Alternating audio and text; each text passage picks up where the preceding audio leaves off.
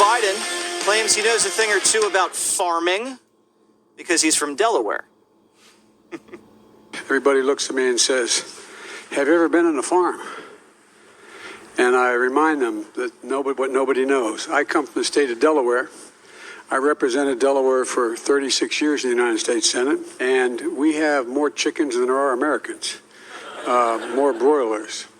And so, you know, I've been very, let me put it this way. If I didn't know something about farms, I'd have been a United States Senator for 6 years, not 36 years.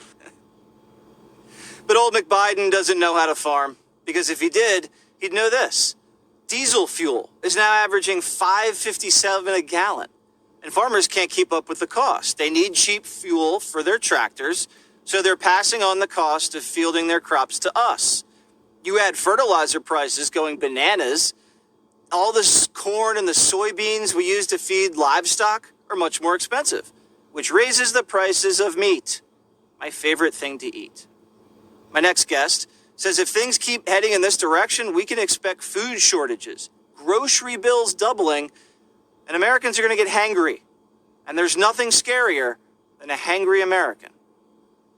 Ben Reinsch is a corn and soybean farmer and owner of Blue Diamond Farming Company. All right, did I get that right, my analysis?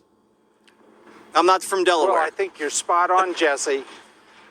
If you think we're seeing food price spikes right now, I think the food price increases are just starting.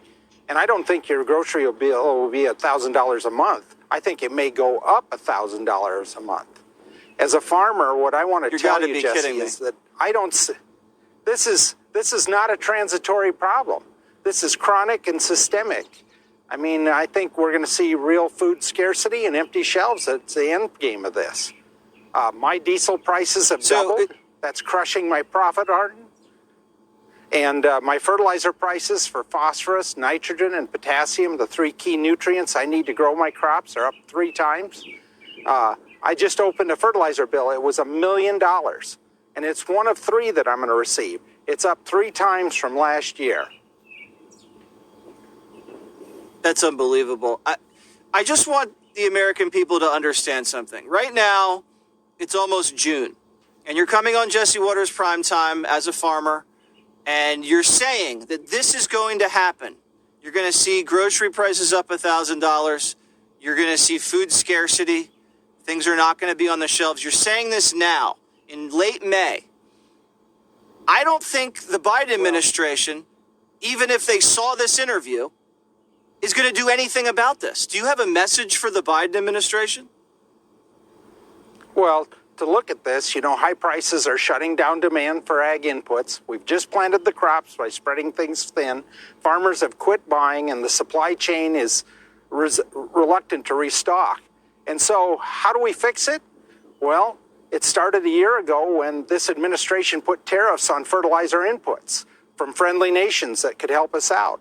Our energy policy, the Green New Deal, ESG sort of ideas have made energy, particularly natural gas, much more expensive.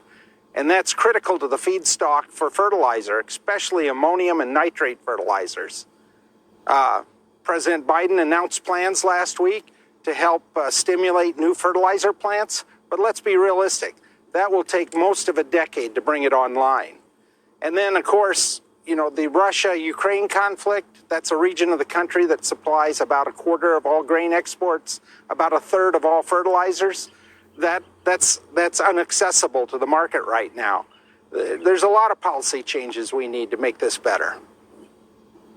Yeah, there's some policy changes and some political changes, and I think we know what those are. Ben, our hearts are going out to you. Hopefully you can keep up with all this craziness and keep helping put food on our table. We really appreciate all that you do, Ben, and everything else that's done out there in the heartland. Thank you. You're welcome.